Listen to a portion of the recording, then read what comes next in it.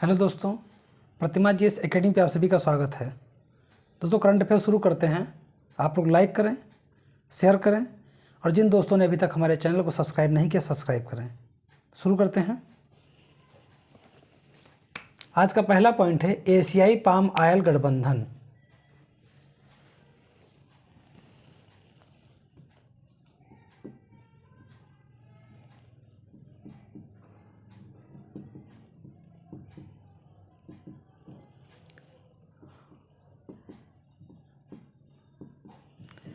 Asian palm oil alliance,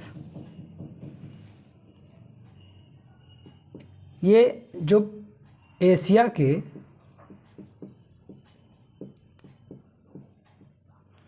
प्रमुख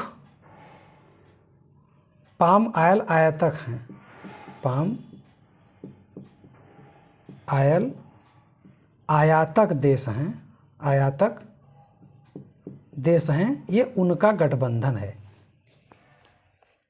देखिए, Asia में इंडोनेशिया और मलेशिया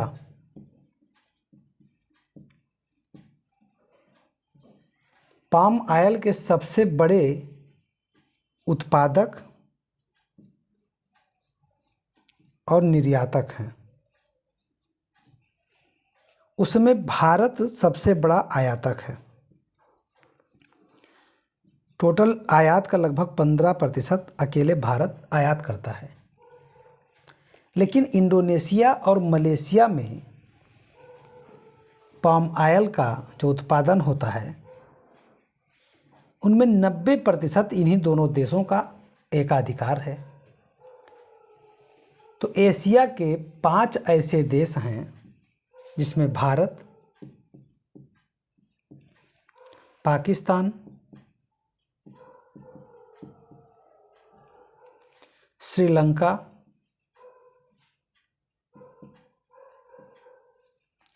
बांग्लादेश और नेपाल,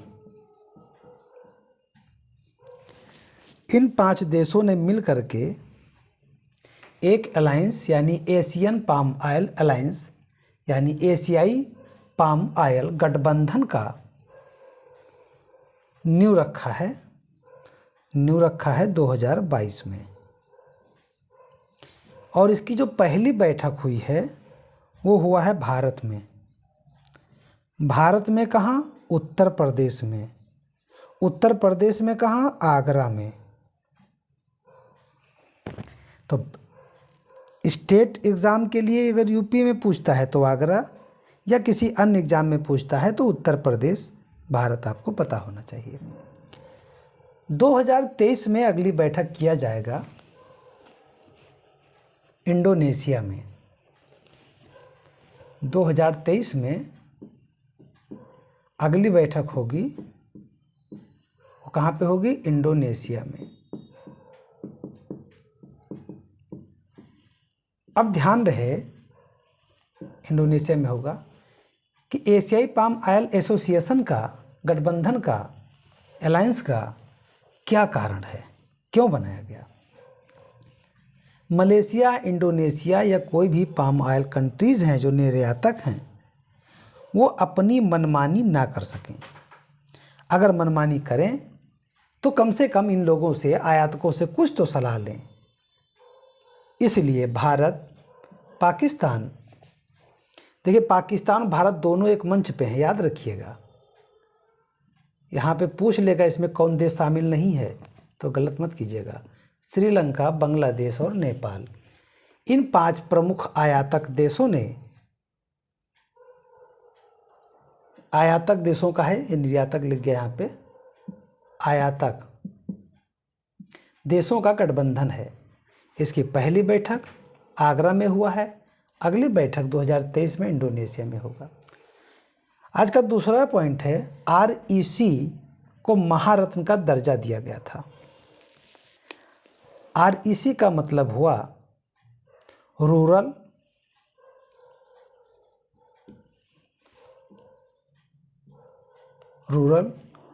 इलेक्ट्रिसिटी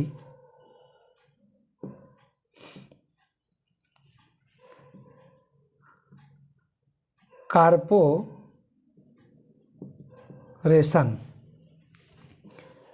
यानी ग्रामीण विद्युतीकरण निगम, इसको महारत्न का दर्जा दिया गया है। और इसे महारत्न का दर्जा मिलते ही भारत में 12 कंपनियों को महारत्न का दर्जा दिया गया है। अब पहले आरईसी देख लेते हैं क्या है और फिर बताते हैं महारत्न का दर्जा कैसे मिलता है। आरईसी एक गैर बैंकिंग वित्तीय कंपनी है, non banking financial company, NBFC है। नॉन बैंकिंग फाइनेंशियल कंपनी है मतलब ये बैंक का कार्य तो नहीं करेगा, बैंक का कार्य नहीं करेगा, लेकिन पैसा विद्युतीकरण के लिए देगा। ये विद्युत मंत्रालय के अंतर्गत आता है। आरईसी विद्युत मंत्रालय के अंतर्गत आता है। इसकी स्थापना 1969 में किया गया था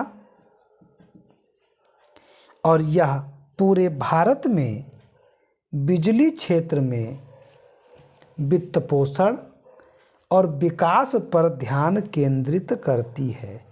यानी ग्रामीण विद्युतीकरण निगम आरईसी एक एनबीएफसी नॉन बैंकिंग वित्तीय कंपनी है, विद्युत मंत्रालय के अंतर्गत आती है। 1969 में इसकी स्थापना हुआ था और यह बिजली वित्त पोषण में काम करती है। अब ये किस तरह का महारत्न का दर्जा मिलता है, उसके लिए क्राइटेरिया क्या होना चाहिए? तो इसके लिए क्राइटेरिया हैं प्रमुख रूप से चार हैं, जिनमें से अथवा 3 हैं। पहला है कि ये नवरत्न का दर्जा इसे प्राप्त होना चाहिए।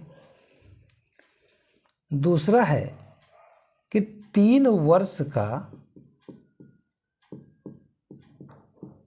औसत लाभ 5,000 करोड़ रुपया का होना चाहिए, या यूं कहते हैं कि 3 साल में 15,000 करोड़ का शुद्ध लाभ होना चाहिए।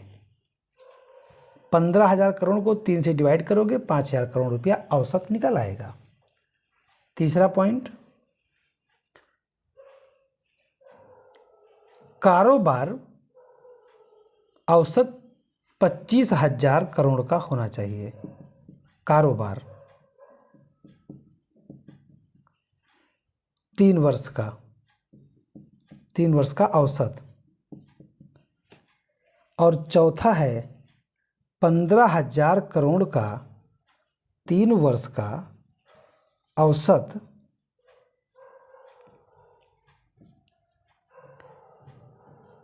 औसत व्यापार होना चाहिए। नहीं, व्यापार तो यहाँ पे होना चाहिए, कारोबार मतलब होना चाहिए व्यापार। और 15,000 करोड़ का बचत होना चाहिए। शुद्ध लाभ में, जो शुद्ध लाभ की बात होता है, इसमें टैक्स सब निकाल के देखा जाता है और इसमें शामिल होता है।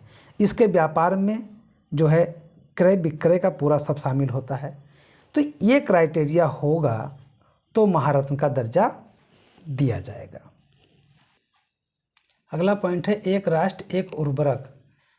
देखिए, अभी तक क्या होता था कि अलग अलग रासायनिक अलग अलग उर्वरक जो है उत्पादित होते थे, लेकिन केंद्रीय रसायन एवं उर्वरक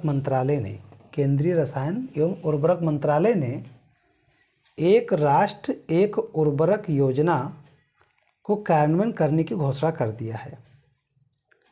अब पूरे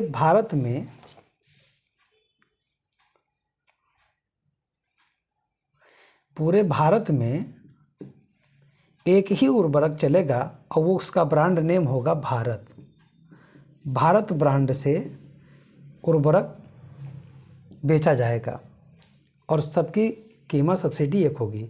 उर्वरक सब्सिडी योजना का नाम बदल करके अब PM BJP कर दिया गया है। PM BJP PMBJP कर देगा प्रधानमंत्री भारतीय जन-उर्वरक परियोजना। प्रधानमंत्री भारतीय जन-उर्वरक परियोजना यानी PMBJP कर दिया गया है। भारत ब्रांड होगा, इसी ब्रांड से पूरे भारत में अब एक राष्ट्र एक उर्वरक योजना को चलाया जाएगा। अगला पॉइंट है cluster college. UGC union grant commission, विश्वविद्यालय university grant commission, university grant commission UGC यानी विश्वविद्यालय अनुदान आयोग ने देश भर में कॉलेजों एवं विश्वविद्यालयों को कुछ विषयक संस्थानों में बदलने का दिशा निर्देश जारी किया है। यहीं पर लिखते हैं दिशा निर्देश जारी किया है।